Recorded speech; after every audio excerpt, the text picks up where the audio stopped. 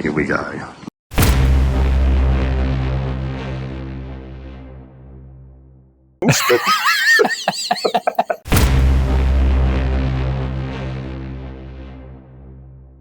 Have a look at him.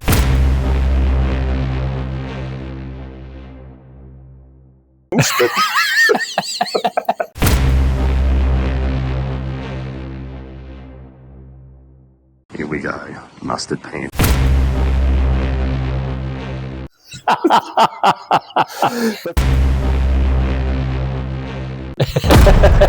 a look at it. Have a look at it.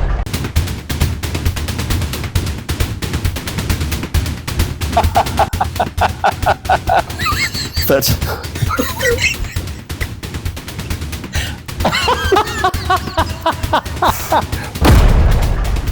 Have a look at him. Mustard pants. Have a look at him. Mustard pants. Mustard pants. Mustard pants.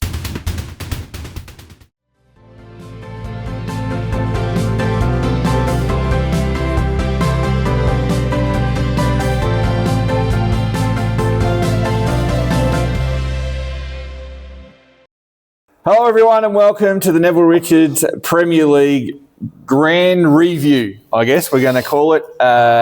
Matty, not often that I'm sitting here looking more stupid than you are in costumes. Good morning, Purple. How are we? Pretty good. Pretty good. Yeah, well, I'm not too good. I'm still in the same clothes from Saturday night.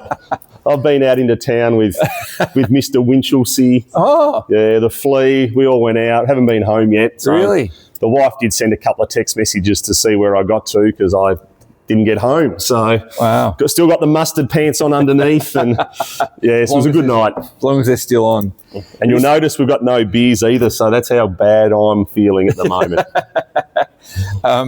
Yeah, this is my failed costume from Saturday night, Matty. Yeah, geez, you were sweating it up in that. Sweating it up. You could see the beads of sweat coming off the forehead. It didn't blow up like it was meant to. No, unfortunately, Amazon didn't produce the goods for that little outfit. So, Anyway, it was a bit of fun. It was a great night on Saturday night, a great day for one team in particular on Saturday. Let's start right there, Matty. It was a pretty lopsided grand final after all the build-up. it was, Mark. We had the Peakers scored 290 and they absolutely annihilated the Warriors 248. That'd be one of the biggest margins all year. I think it was, and the 290 was actually the biggest score scored by any team this year. So the Peakers came to play in the grand final. So, yeah, well done to them. Both teams had the 14 players play. The only two players missing were Tom Morgan from the Peakers and Bullfed Allen from the Warriors. And did they get stuck into him too, the boys? They reckon he cost them victory. But for the Peakers, we would have had to shoot 80 points. Yeah, I know, yes. But Rod wasn't feeling very well up in Queensland either. So, yes, he was a little under the weather. But for the Peakers, Rim O'Keefe and Snags Finnemore had 39. Jan Cogger returned to form with 38. Bear All Foot and Mr. Winchelsea, Warren Stevenson had 36, while Lloyd Shepherd 35, Jeanette Johnson 34, and Dale Pollock and Alan Carey were counted scores on 33. 33 you needed to get a mention. Counted score, while the Warriors, their best was Chris Geary on 34. Nice, good work. So never going to win with that as your best score. Johnny McGlone 33, Bernie Reid and the Milkman had 32. Shirley Bell. Wardy was half on the money. He reckoned Shirley was going to lift for the Warriors, and she did. She had 31. Maddie Davies 30, Dale Scott 29, and then we had counted scores of 27 from Jill Barker, The Flange, Robbie Stig, and Biceps Evans. You mentioned Wardy's prediction. Even though they weren't the highest scores, Flea's prediction of the women being the critical factor. Some amazing scores there from, who was it, Jan and also Jeanette. So yes, it was very impressive from the Peakers. They had their foot on the Warriors' throats right from the start when Snags was first in with his 39, Flea 33, and 198-year-old Peter DeFazio, he had 32. Did you see any spoons on the way around, Mark? Well, I believe you might have some footage. Is that correct? Yes, we do have some footage here of the first hole. I did see. Let's have a look. Yeah. He's got the driver out, heading to the first tee. Wonder if you'll notice anything. Oh, bloody hell, didn't see that. Oh, what have we got there, Peakers fans? It's a little spoon. What's that for, Pete? What is it, 3 times, is it? 3 times. I did see that spoon there. I didn't know how many other ones I'd see around the course. So, so he had that out there on the course and, not sure how many appeared as you mentioned, but of the 7 Peakers players, 6 of them scored 30 points or better in the morning, while the Warriors' best AM was Johnny McGlone, and only 2 of the 6 Warriors morning players scored over 30, so that just had them on the back foot. The match was done. But when Cogger come in, Foote, Johnson and Winchelsea, but when Cam O'Keefe... Just Winchelsea now. Just Winchelsea, yeah. Did you know that jacket he was wearing? That it was the Winchelsea Invitational. I did see it. And it had names on the back. It has come to my attention that his name shouldn't actually be on it. Oh, why is that? Grant Peacock won it, but Warren had the jacket, so he went and put his own name on it. Is that right? How's that perform? Oh, that's the, I guess, the luxury of being an official. Yeah, so it didn't even get Grants on it. But anyway, he was in. But, when Cam came in with his well-constructed 39, he did choke on that as well, Hazy, which we might get into when we discuss the Peter Solahub medal later. But, all Peakers, fantastic win, totally deserved it, finished on top of the ladder. And 7 wins in a row or 8? Something like that it was in the end. We had our Jamesies. I won't forget them today. No, Jamesies. For the Peakers, they obviously didn't have any. But they did have one player who scored under 30 out of their 14 players. And he was filthy too. Cute as a button Hutton. He had 27. Did come in after the round because he was an apology for the dinner and did mention that Flanders was a disgrace on Saturday. Really? He sooked, whinged, moaned. They ended up having a swear jar count on him. Oh. Because of the expletives coming from his mouth. Really? Even through a golf club out there. A silver eagle from the flange. The pressure got to him. That's the second grand final he's faced in Premier League and he still hasn't got a premiership medal. I think the pressure got to him. And he blamed me. Why? What did you do? Well, I just sent a text message after 9 holes to him just saying, look, come on, lift, flange, lift. You got to do it for your team. And apparently it went off in his backswing and put him off. So you're to blame. How many points was he at the time? Well, at that stage, he was at around 12 points after 9 holes.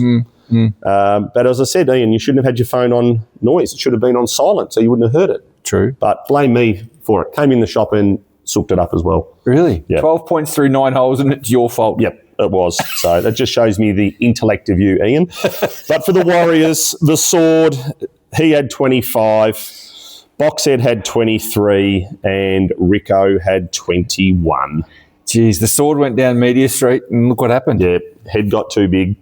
Wow. And Rico, after such an encouraging season, got some kudos through the night of the presentation. Yeah, and then he just fell away on the main stage like his Saints. All right, Matty, on the night, we were lucky enough to be able to introduce a new medal to the pantheon of prizes that we have here for the Neville Richards Premier League, and it was very well received and very emotionally done by Wendy Solahub and her daughter Belinda. Came up and presented the inaugural Peter Solahub medal, which was for the Norm Smith, the best on field in the grand final. Yeah, so the highest scorer in the final gets the Peter Solahub medal, and we had a tie there. It was Snags, Finnemore and Rim O'Keefe on 39 points, and Snags got the chocolates there, as we can see there, getting presented with that medal. And as I mentioned, Rim O'Keefe, he wiped 15 and 1 point on 17 to finish on 39. Well, what a round. His only consolation he had was that he said he would have broken 80 for the first time. Yeah. Well, I don't know how that happens when you have a wipe, but anyway. That's a good point. That's a really solid point. Oh, he might have had to tap it in. Yeah, he might have tapped it in. But no, it was a great effort from both of them. And, Snags Finnemore, who he was just up and down the stage all night, wasn't he? As we'll get to a little bit later. Didn't make a lot of great speeches or anything? No, he was just happy to sit there next to Flanders. So maybe he just sitting on Flanders' table. Imagine the conversation there. Your name would have been Mud. Oh, yes. It's funny. No, congrats. 2 great rounds. I mean, at any stage, but in the grand final, well done, boys. So on a countback, snags Finnemore at the inaugural Peter The Scuba. Peter Solar Hub medal winner. So congratulations. Matty, there were a heap of prizes that were on offer. We went through them all and presented everyone their prizes, starting, I guess, with the Survivor team. Yes. Yep. We all knew that one. Yeah, so we obviously had the champion team. The Peakers all got their information, which we've got a photo of them collecting their prizes. And then, as you say, the Team Survivor, the Crusaders, they were successful in that, actually beating the Warriors. So the Warriors lost 2 finals this season. So great season by them, but just didn't get the chocolates at the right time. But yeah, the Crusaders got that one.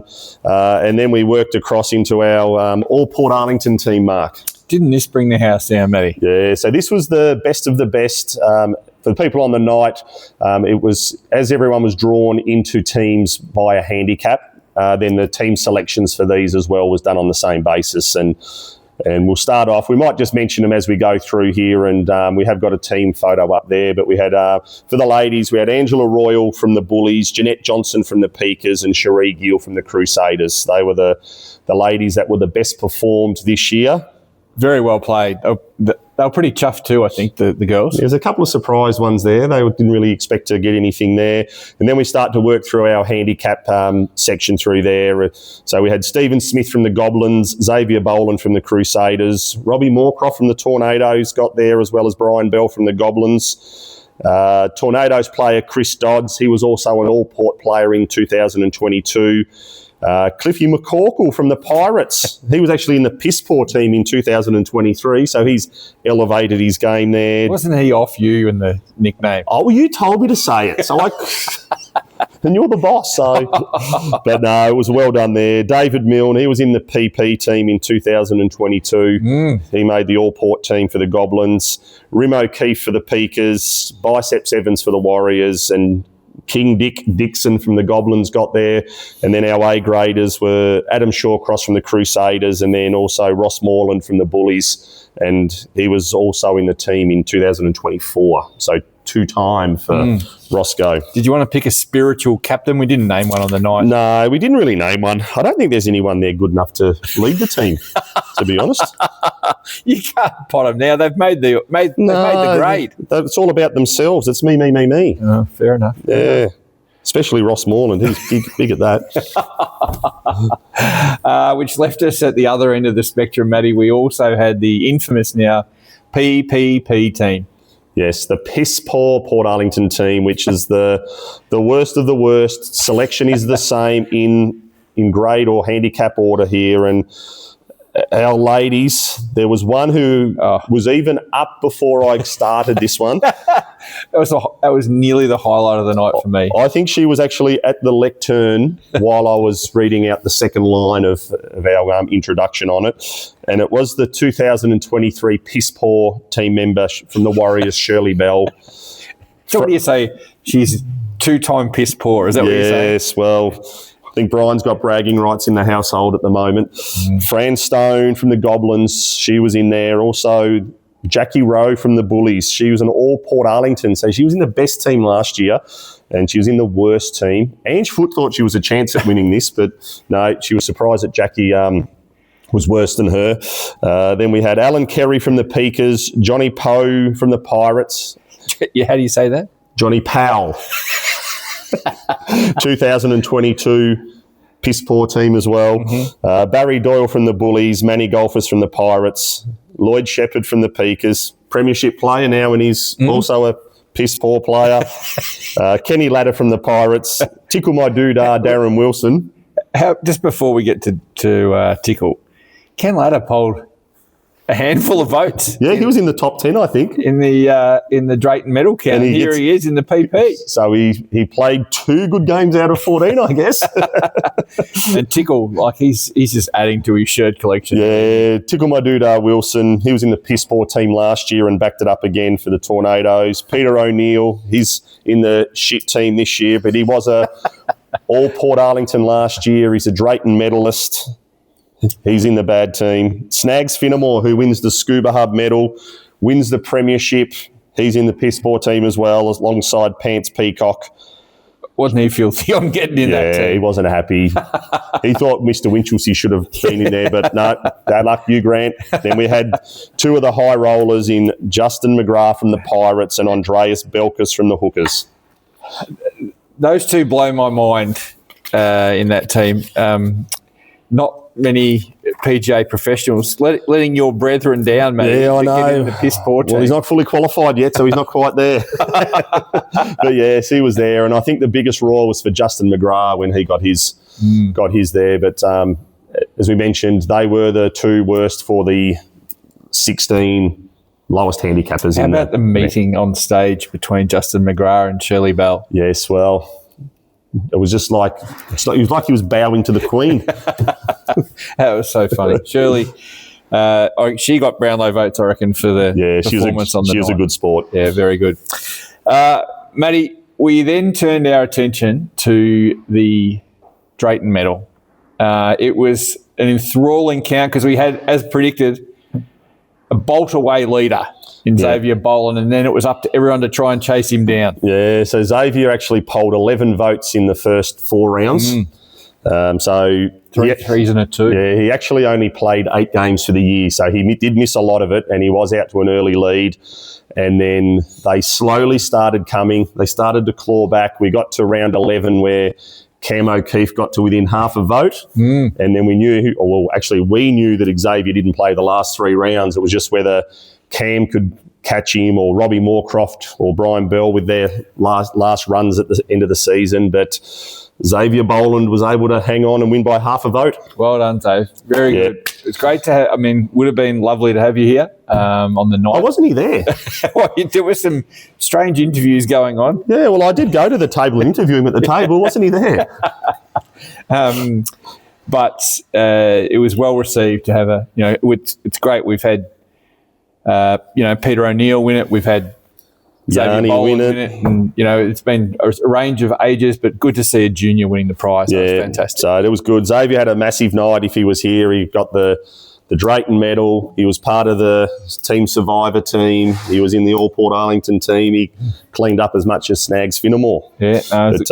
So we have got a list here, which Flea will flash up there, of the top 10 votes at the end of the night. But, it was a great evening, and I think it was enjoyed, and the vote count started to get a little bit close at the end, but they just didn't quite get there. King Dick was coming too. Yes, he was in Melbourne.